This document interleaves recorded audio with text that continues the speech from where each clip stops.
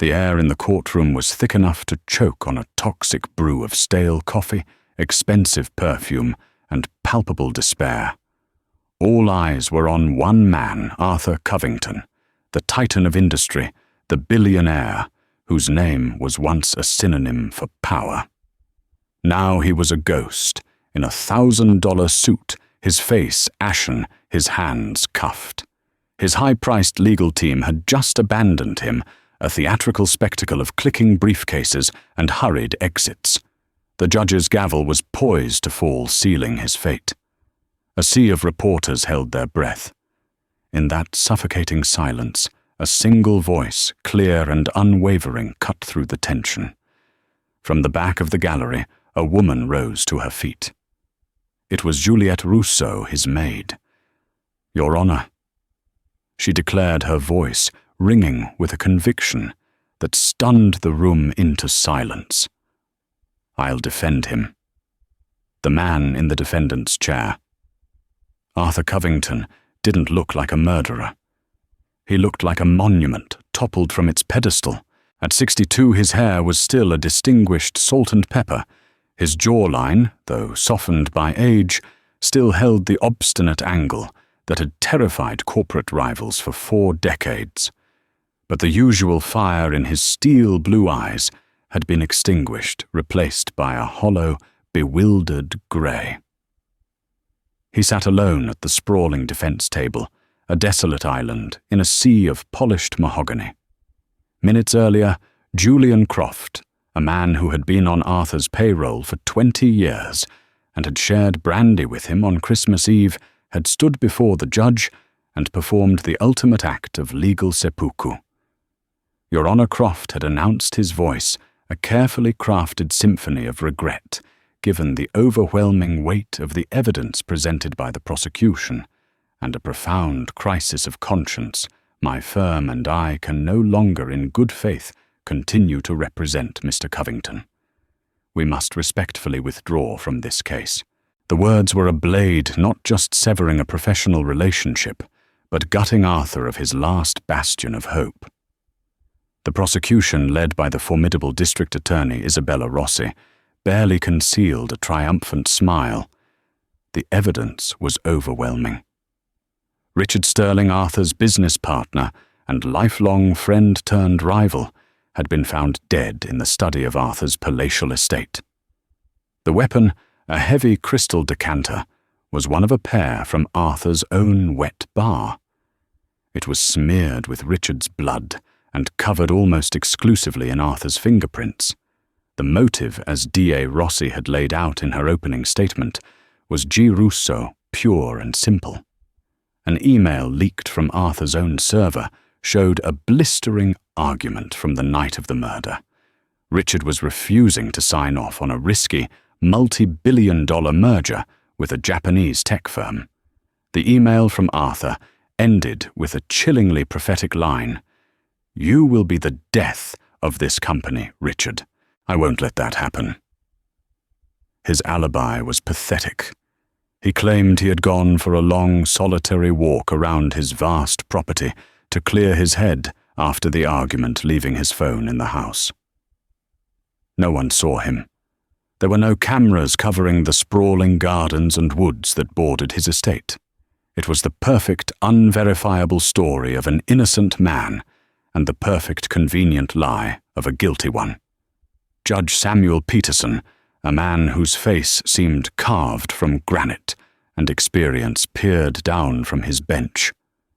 "Mr. Covington," he said, his voice devoid of sympathy, "you are aware of the gravity of your situation. You are without counsel in a capital murder trial. Does the defense have anything to say before I grant a continuance to allow the state to prepare for what appears to be an inevitable conclusion?" Arthur opened his mouth, but no words came out. What could he say? He was trapped in a nightmare, woven from undeniable facts that were all somehow a lie. He looked at the jury, their faces a mixture of morbid curiosity and condemnation. He looked at the reporters scribbling his obituary on their notepads. He was utterly, completely alone. And that's when it happened. Your Honor." The voice was not loud, but it possessed a clarity that sliced through the courtroom's oppressive atmosphere. It came from the public gallery at the back. Heads turned, the bailiffs tensed. A woman was standing. She was not a lawyer in a power suit or a reporter chasing a scoop. She was a black woman in her late 50s, dressed in a simple but immaculate navy blue dress. Her hair was pulled back in a neat bun, and her face, though etched with concern, was composed and resolute. It was Juliette Rousseau, his housekeeper, a woman who had been a quiet, almost invisible presence in his life for 30 years. She had served him his morning coffee, ironed his shirts, and polished the very decanter that now sat in an evidence bag. Judge Peterson squinted. "And who, may I ask, are you?" "My name is Juliette Rousseau, Your Honor." Her gaze did not waver. It was fixed on the judge, bypassing the shocked faces of the prosecutor, the jury, and the press. "Ms. Rousseau," the judge said, his tone laced with impatience, "this is a court of law, not a public forum. If you have testimony, you will be called. Otherwise, you will be seated, or you will be removed." Juliette took a deep breath, her hands clasped in front of her. The entire room was silent, hanging on her next words. Even Arthur, in his fog of despair, looked back at her, his expression one of utter disbelief. "Mr. Covington is not without a defense, Your Honor," she said, her voice growing stronger. "His lawyer may have abandoned him. The whole world may have abandoned him, but I have not." She paused, letting the weight of her words settle. Then she delivered the line that would be on the front page of every newspaper by noon. "I'll defend him." The courtroom erupted. The gavel hammered down a frantic, percussive beat against a tidal wave of noise. Reporters scrambled for the doors. D.A. Rossi shot to her feet, shouting, "Objection! This is a mockery of the judicial process." Arthur Covington could only stare at the woman in the back of the room. Juliette Rousseau, the woman who knew he preferred his toast lightly browned and his Earl Grey tea with a single slice of lemon. The woman who had, with 4 impossible words, just thrown a lit match into the powder keg of his life. He didn't know if she was an angel or a fool, but for the first time in weeks, the suffocating grey in his eyes was pierced by a tiny, incomprehensible flicker of light. The chaos in the courtroom was a feeding frenzy. Judge Peterson, his face a thundercloud of controlled fury, roared for order, his gavel striking the wood block like a blacksmith's hammer. "Bailiff, clear the gallery. The press will leave immediately." Councillors approached the bench. Now, Juliette remained standing amidst the exodus, a statue of calm in a hurricane of motion. A bailiff approached her, his hand resting on his sidearm. "Ma'am, you have to—" He started, but the judge's voice cut him off. "Not her. She will wait outside in the witness room. I want to speak with her." An hour later, Juliette sat on a hard plastic chair in a small beige room that smelled of disinfectant and anxiety. The door opened, and Arthur was led in, his cuffs removed for the meeting. He looked older than he had in the courtroom, the adrenaline having worn off, leaving behind a deep, bone-weary exhaustion. 2 guards stood impassively by the door. He sank into the chair opposite her, the metal table between them feeling as wide as the Grand Canyon. "Juliette," he began, his voice a rough whisper. "What in God's name was that? What are you doing? I was telling the truth." "Mr. Covington," she said simply, "you are not alone. Alone, Juliette. I am finished." He ran his hands over his face. "Julian Croft. My own lawyer thinks I'm guilty. The police think I'm guilty. Look at the evidence, my fingerprints, my email. They've built a perfect cage, and I'm standing right in the middle of it. A perfect cage has no flaws. Juliet countered, her voice soft but firm. "This one does." Arthur looked at her, truly looked at her for what felt like the first time. In 30 years, their interactions had been governed by the unspoken rules of employer and employee. "Good morning, Juliet." "Your coffee, Mr. Covington." "The car is waiting, sir." She was a part of the house, like the grandfather clock in the hall, reliable present, but never truly seen. Now he saw the sharp intelligence in her dark eyes, the resolve in the set of her jaw. Flaws. What flaws? He pressed a desperate edge to his voice. Small things, she said, leaning forward slightly. Things a stranger wouldn't notice. Things a policeman looking for a suspect wouldn't think to ask about. She began to speak, and as she did, she painted a picture of the night of the murder that was completely different from the prosecution's narrative. "That email," she started. "De Rossi made it sound like a final explosive argument. But you and Mr. Sterling had arguments like that every other month. I've heard them through the study door for 20 years. You always yelled and he always called you a stubborn old goat, and the next day you'd be sharing a bottle of scotch and laughing about it. This time was different, Juliet." "The merger, was it?" She interrupted gently. "The morning after, when I came in, the police were already there. They had cordoned off the study, but I saw something before they sealed it completely. On the small table by the window there was a book, The Meditations of Marcus Aurelius. It was lying open." Arthur frowned. "So it's my book?" "Yes, sir, but it was on the wrong table. You always keep it on your nightstand." "Always. You read a passage every night before sleep. But there was one other person who loved that book, who you often lent it to." A flicker of memory in Arthur's eyes. "Richard." "Yes. He'd borrow it, and he would always leave it in the study on that specific table by the window when he was finished, so I would know to return it to your room. It was his way of saying, 'The argument is over. We're still friends.' It was a tiny detail, a meaningless domestic ritual. To a jury it would mean nothing, but to Arthur it was a crack in the foundation of the prosecution's case. An argument that ended in murder didn't conclude with a quiet, symbolic gesture of reconciliation. "There's more," Juliet continued. "Mr. Sterling's watch. In all the crime scene photos they showed, he's wearing his gold Rolex.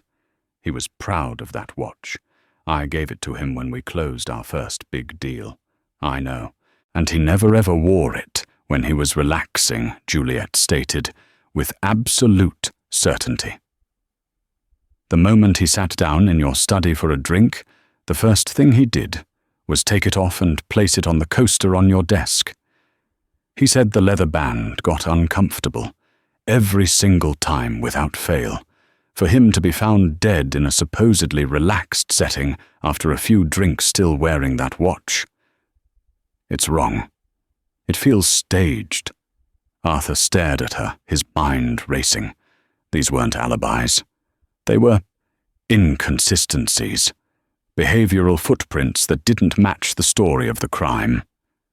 "And then there's Marcus," she said, her voice dropping lower.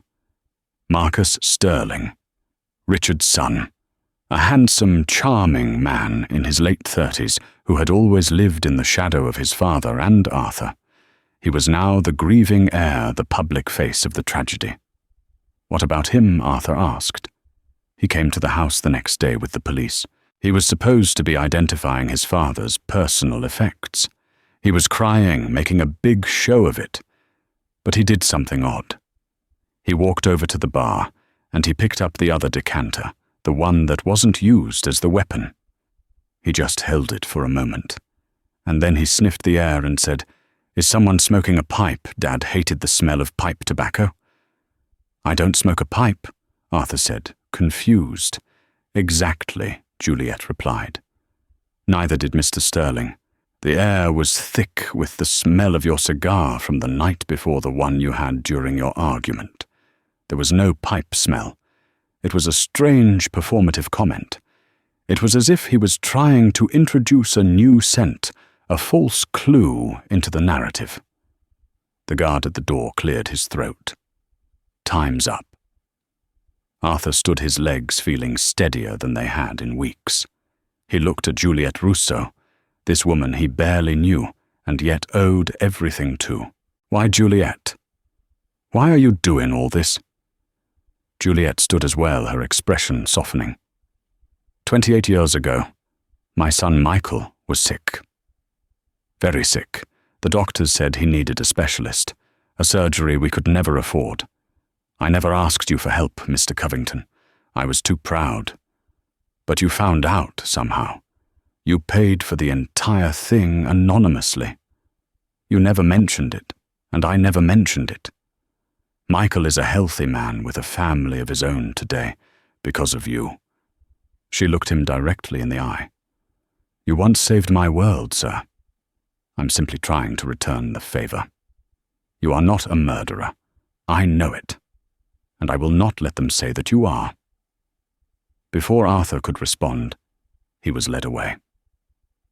As he walked down the corridor, the clinking of the guard's keys seemed less like the sound of his damnation and more like a call to arms. He had an army now. It was an army of one, a housekeeper, armed with memories and details no one else could see. But for the first time, he felt like he had a fighting chance. Meanwhile, Juliette stepped out of the courthouse into the glaring afternoon sun, blinking as cameras flashed in her face. Reporters swarmed her. Ms. Rousseau, why are you defending him? Are you his secret lover? What evidence do you have? She ignored them, all her mind already on the next step. She had her observations, her gut feelings. But she needed proof. Her quiet, orderly life was over. She was now an investigator, a defender, a lone warrior against a system convinced of Arthur's guilt. Her first stop was not her own small, neat apartment. It was back to the scene of the crime, the grand, silent Covington estate. She had keys. She had access. And she had a feeling the house still had secrets to tell. The Covington estate was no longer a home. It was a mausoleum. Yellow police tape still crisscrossed the grand double doors of the study, a stark, ugly scar on the polished mahogany. Juliette let herself in through the kitchen entrance, the silence of the vast house pressing in on her. For 3 decades this place had been her domain, a world of routine and order she commanded with quiet efficiency. Now it was a puzzle box, and she was convinced the key to Arthur's F. Rusum was hidden somewhere within its walls. Her first act was to defy the police tape. With a pair of scissors from the kitchen drawer, she carefully snipped a section, just enough to slip through, and entered the study. The room was just as the crime scene unit had left it. The faint, chalky outline of Richard Sterling's body was still visible on the Persian rug. The air was stale heavy with the ghosts of violence and investigation. Ignoring the macabre centerpiece, Juliette's eyes scanned the room, not as a housekeeper, but as a forensic analyst of habit. She went to the bar. The remaining decanter stood solitary, a twin left widowed. She noted the brand of scotch inside a 25-year-old single malt Arthur reserved for special occasions or particularly bitter arguments. She went to the desk, her fingers lightly tracing the coaster where Richard's watch should have been. It was the small things, the deviations from the norm that screamed at her. Her attention was drawn to the grand fireplace. Arthur was meticulous about it. He built a fire every cool evening, but he always used birch logs which burned clean and hot. In the grate, however, tucked away beneath the charred remains of the previous fire, was something else. A small, partially burned piece of paper. It looked like the corner of a high-quality envelope. Using a pair of tongs from the fireplace set, she carefully retrieved it. Most of it was ash, but a few letters were visible, embossed in a distinctive font: Croft Finch and Associates. Julian Croft's law firm. Why would a piece of Julian's stationery be in Arthur's fireplace? They communicated digitally or by courier. A shiver of unease trickled down Juliet's spine. Julian's dramatic courtroom betrayal suddenly felt less like a crisis of conscience and more like a calculated act of sabotage. Her investigation was interrupted by the sound of the front door opening. "Juliet, is that you?" It was Charlotte Covington, Arthur's only daughter. A successful art gallery owner in her own right, Charlotte had a strained relationship with her father. She blamed his relentless ambition for her mother's unhappiness and early death, and she kept a careful emotional distance from him. She stood in the doorway of the study, her chic black coat a stark contrast to the room's grimness. Her face was a mask of anger and embarrassment. "What do you think you're doing?" Charlotte demanded, her eyes flashing. "The police have sealed this room. And what was that stunt in the courtroom?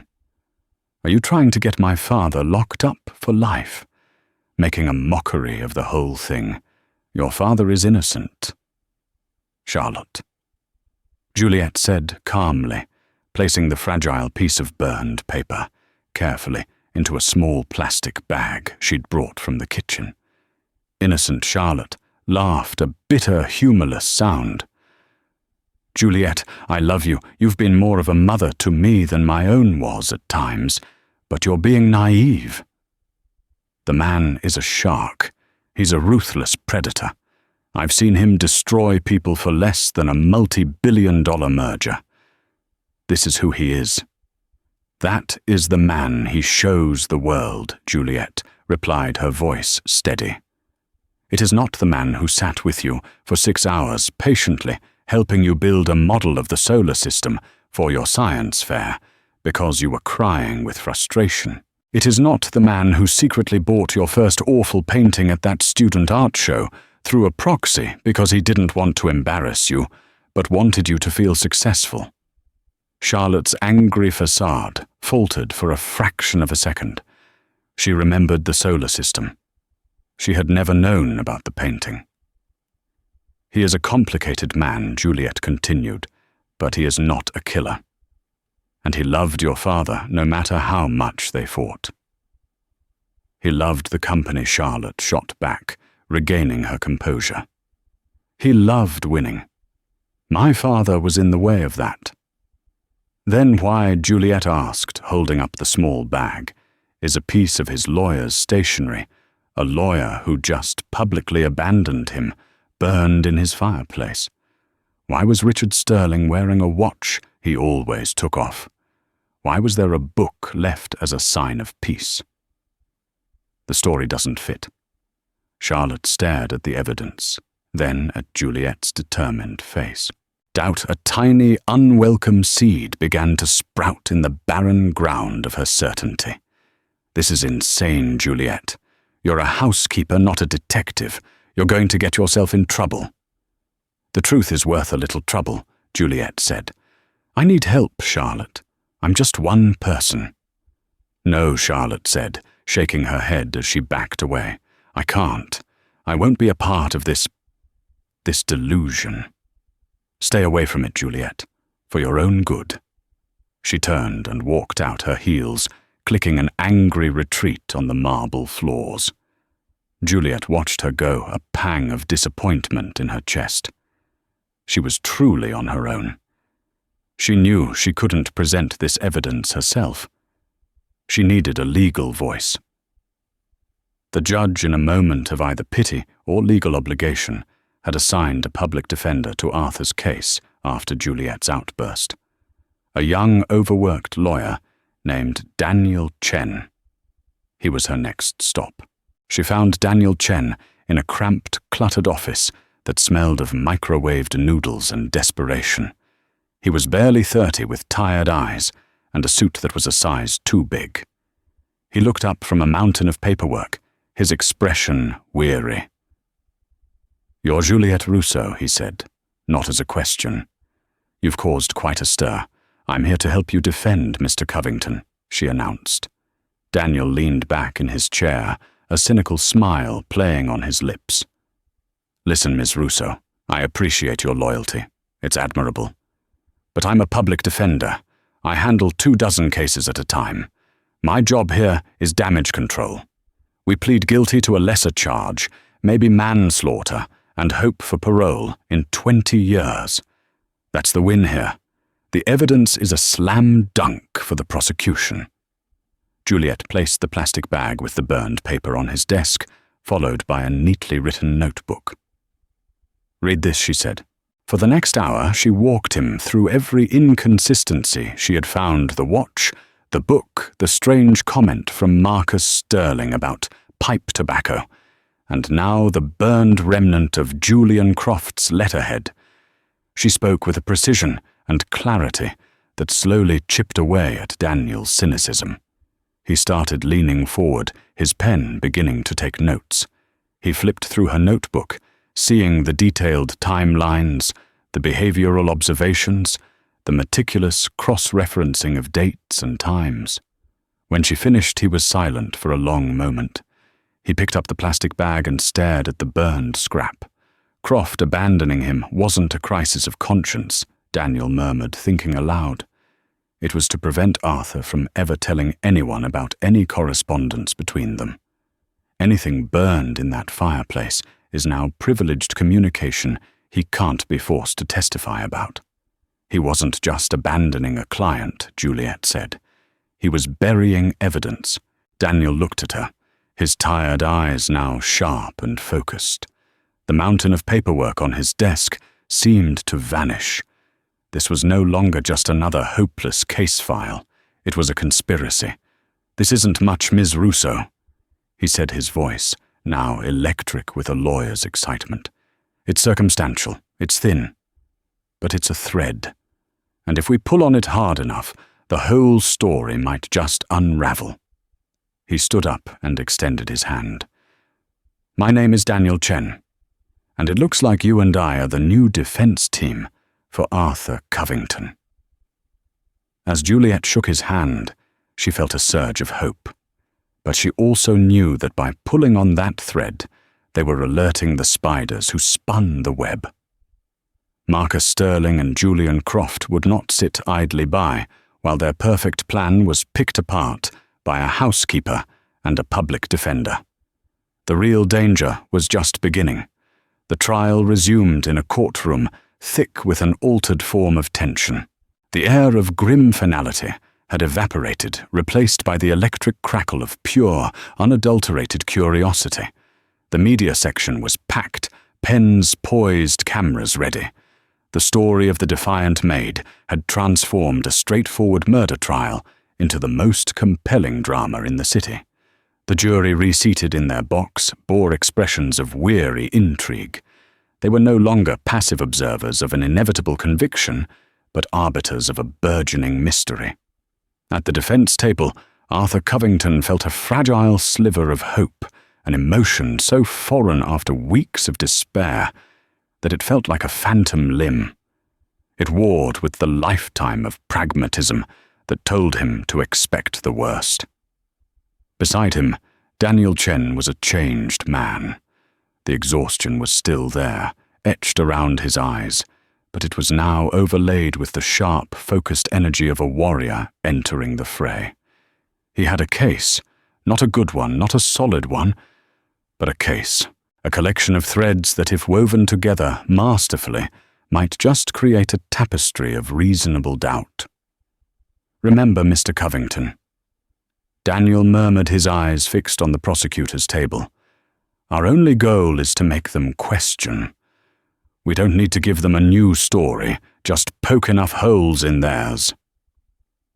Isabella Rossi, sensing the narrative slipping, was determined to slam the door shut on any doubt. She came out with methodical, overwhelming force. Her first witness was Dr. Alastair Finch, the county's chief forensic analyst, a man with a stern face and an unimpeachable reputation. On a large screen, he presented the jury with a high-resolution image of the crystal decanter Arthur Covington's fingerprints glowing under a digital enhancement. The prints are clear, deep, and unequivocal. Dr. Finch stated his voice devoid of emotion. They are consistent with a firm, aggressive grip. We found no other viable prints on the weapon. He spoke with the cold finality of science, each word another brick in the wall of Arthur's guilt. The jury nodded, their faces grim. Science was truth. Next came Detective Mike Corrigan, a veteran cop who walked the jury through the crime scene with practiced professionalism. He described the position of the body, the nature of the wounds, and the authenticated rage-filled email. In my 25 years of homicide investigation, he concluded, looking directly at the jury, this was as clear-cut as they come. We had motive, means, and opportunity, a classic crime of passion fueled by G. Rousseau. With each witness, Daniel could feel the fragile hope at his table beginning to wither. Rossi was masterful, building a fortress of facts, logic, and expert testimony. When she finally rested her case, she shot a look at the defense table, a look of triumphant finality. The prosecution rests, Your Honor. Daniel Chen took a slow, deep breath and rose. The defense calls Juliette Rousseau to the stand. A wave of murmurs swept the courtroom. Heads turned. This was the moment everyone had been waiting for. Juliette rose from her seat in the front row. She walked toward the witness stand, not with the hesitation of a novice, but with a quiet, dignified purpose. Her simple navy blue dress was an island of unassuming calm in a sea of power suits. She took the oath, her voice steady and clear, her hand resting on the Bible without a tremor. Daniel began gently, his voice calm and reassuring. Miss Rousseau, how long have you been employed by Mr. Covington? 30 years this past June, she replied, her eyes on him. So you would say you are familiar with his habits, and the habits of his regular guests, such as the victim, Mr. Richard Sterling. Yes, sir. Very familiar. Over the next hour, guided by Daniel's patient questions, Juliette painted a picture of a world the jury could never have imagined. It was a world of unspoken rituals and ingrained habits. She didn't speak of evidence. She spoke of life. She described Arthur's leather-bound copy of the Meditations, its pages softened by years of nightly reading. She described the exact spot on his nightstand where it always rested. Then she spoke of Richard Sterling. Mr. Sterling, she explained, was a man of profound habit. Every time he would come for a drink with Mr. Covington in the study, the very first thing he did before he even took a sip was unclasp his gold Rolex. It made a soft click. She said the sound so vivid the jury could almost hear it. He would place it face up on the third coaster from the left on Mr. Covington's desk. Every single time. He said the leather band irritated his skin when he relaxed. She paused, her gaze sweeping across the jury. For him to be found dead, supposedly after a friendly drink that turned violent, still wearing that watch, it is a detail that is fundamentally wrong.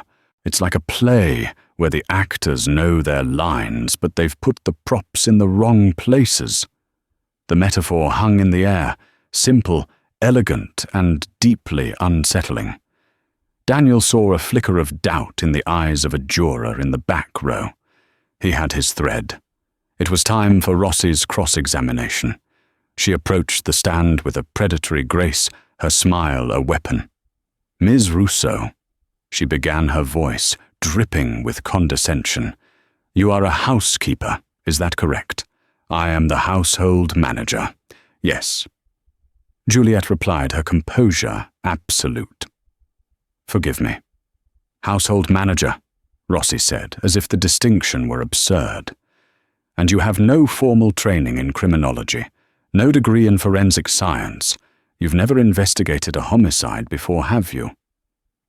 No, ma'am. My expertise is in the home and in the people who live in it. How quaint, Rossi sneered softly before turning to the jury. So what we have here are quaint stories. A book. A watch. Are you seriously asking this jury to let these feelings of yours outweigh a mountain of physical evidence? Fingerprints. A verified email from the defendant himself. I am suggesting that the truth is often found in the small details, the ones that people are too busy or too important to notice, Juliet said. Rossi paced her questions, becoming sharper.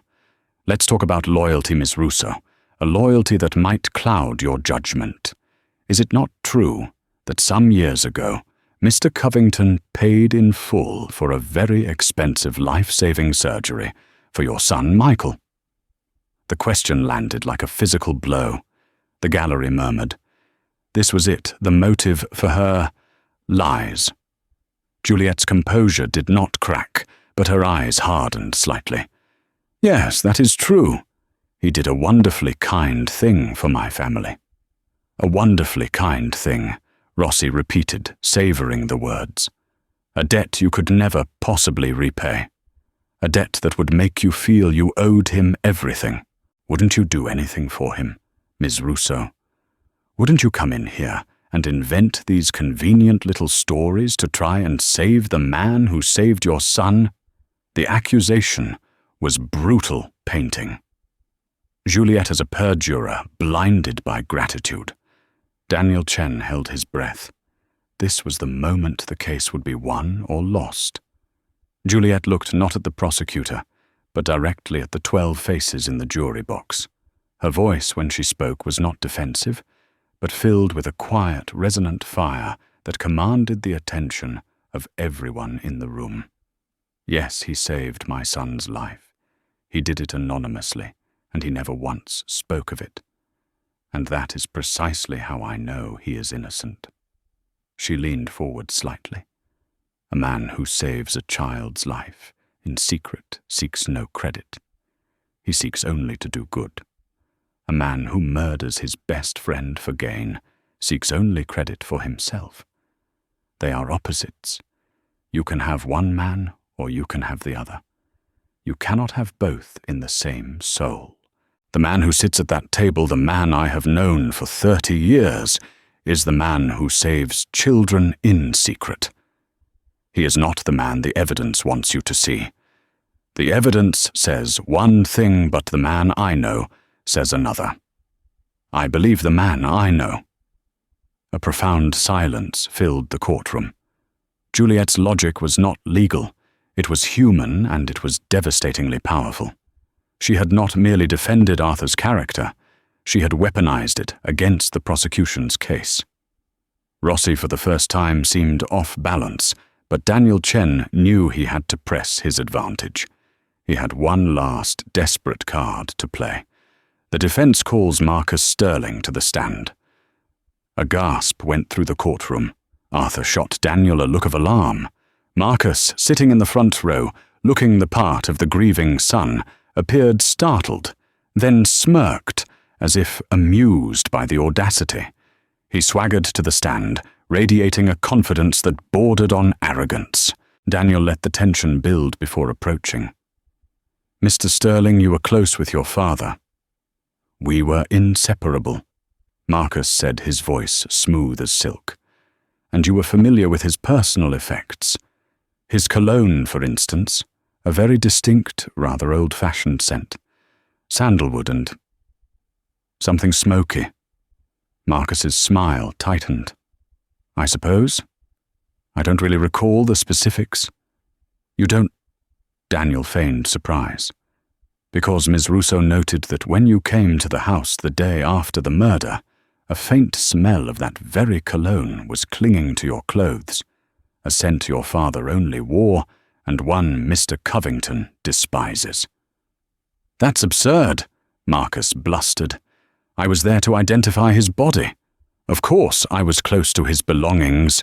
Objection, Rossi yelled. Speculation. Sustained, the judge said. The jury will disregard the question about the cologne.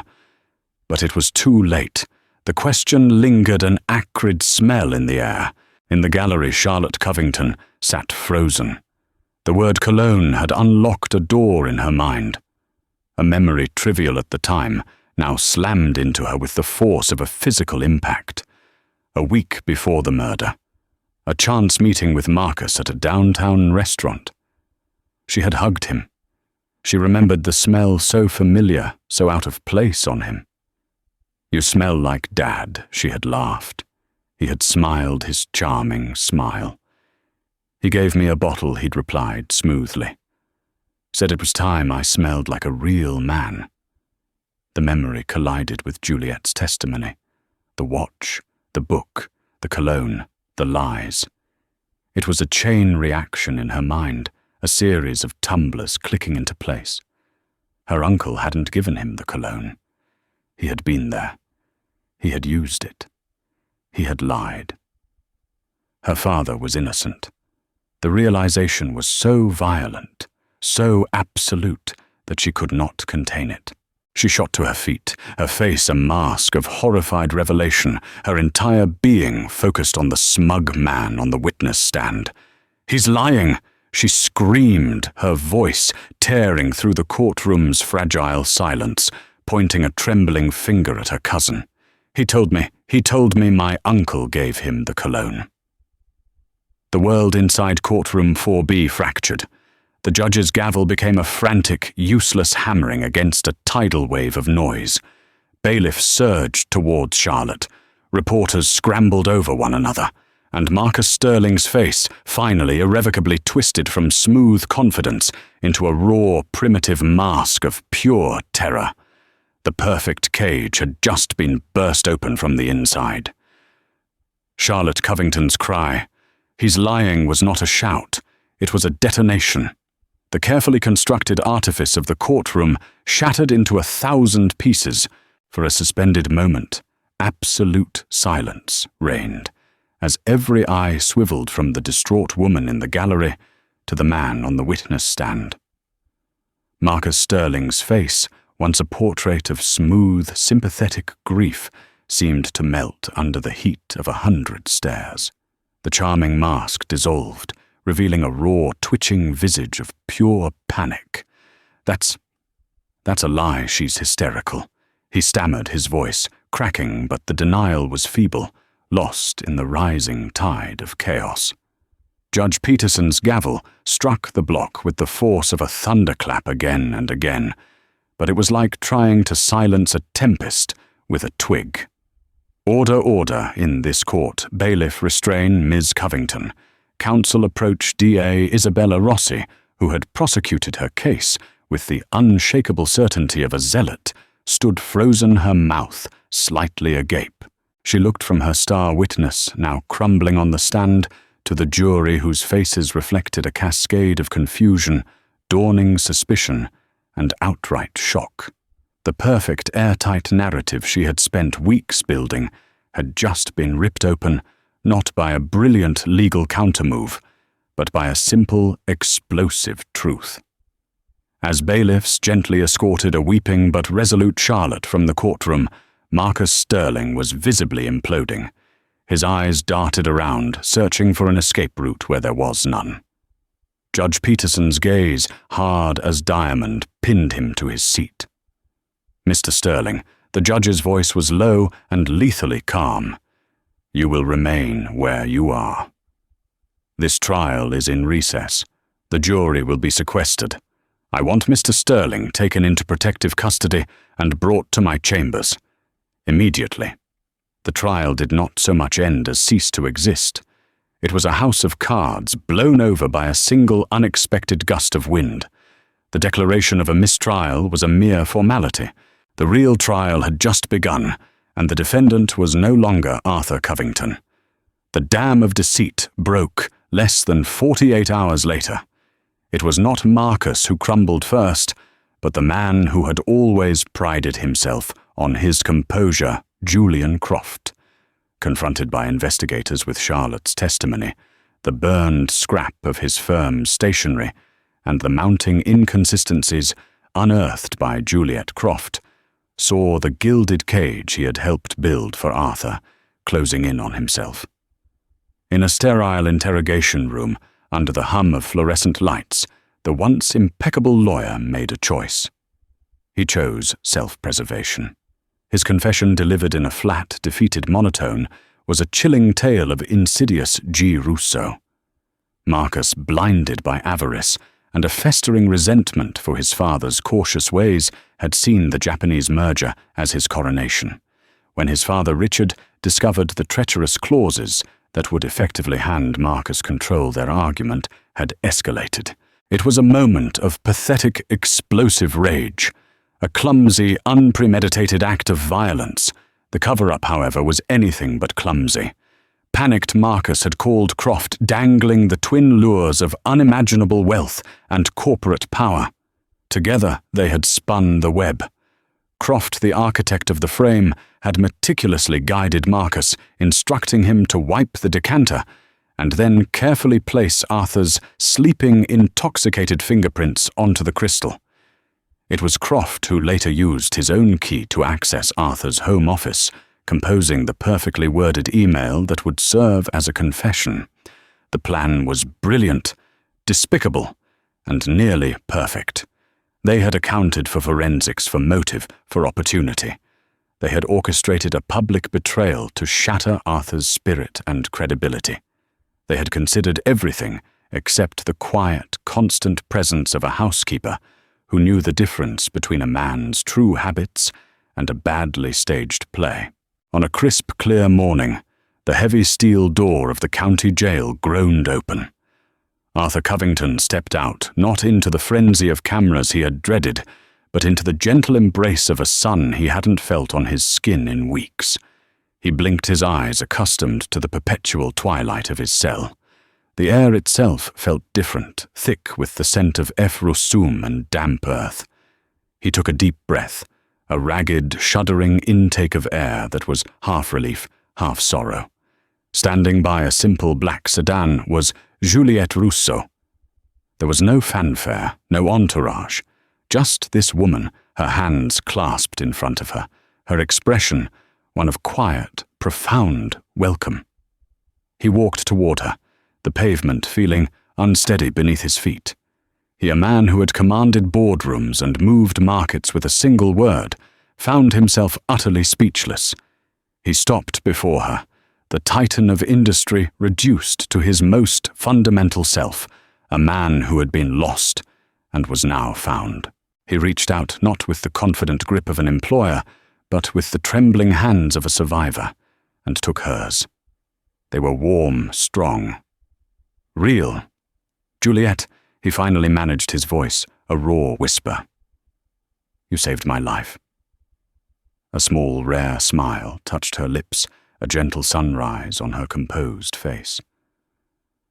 You are a good man, Mr. Covington, she replied, her voice as steady as ever. I only made sure the world saw the truth that was already there. The car door opened, and Charlotte emerged. The wall of anger and resentment she had maintained for years had been ground down to dust. Her face was pale, her eyes holding the deep, aching sorrow of someone who has stared into the abyss of their own prejudice and been found wanting. Dad, she whispered. The word was a fragile bridge across a chasm of years. She took a hesitant step forward. Dad, I am so sorry. I wanted to believe the worst of you. It was easier. It was easier than admitting my own hurt, my own anger. I should have known. In my heart, I should have known. Tears streamed down her face, washing away the last of her defenses. Arthur released Juliet's hands and opened his arms. Charlotte collapsed into his embrace, her sobs muffled against his chest. He held his daughter, not with the awkward distance of their past, but with a fierce, protective love he realized he had suppressed for far too long. "I gave you every reason to believe it, Charlotte," he murmured, his own voice thick with unshed tears. "I hid behind my work. I built walls. I was a terrible father. The fault is not yours alone." He held her tighter. "But it's all right. We have time to fix things." In the months that followed, the world Arthur Covington had known was dismantled. The Covington-Sterling empire, rocked by scandal, was carved up and sold off. Marcus Sterling and Julian Croft, their names now synonymous with infamy, were tried, convicted, and sentenced to life in prison. Arthur, to the shock of the financial world, let his fortune dwindle without a fight. He found he had no appetite for the battles he once craved. His time in a 4-by-8-foot cell had fundamentally recalibrated his definition of value. 6 months after he walked free, a different kind of institution opened its doors in a modest red-brick building downtown.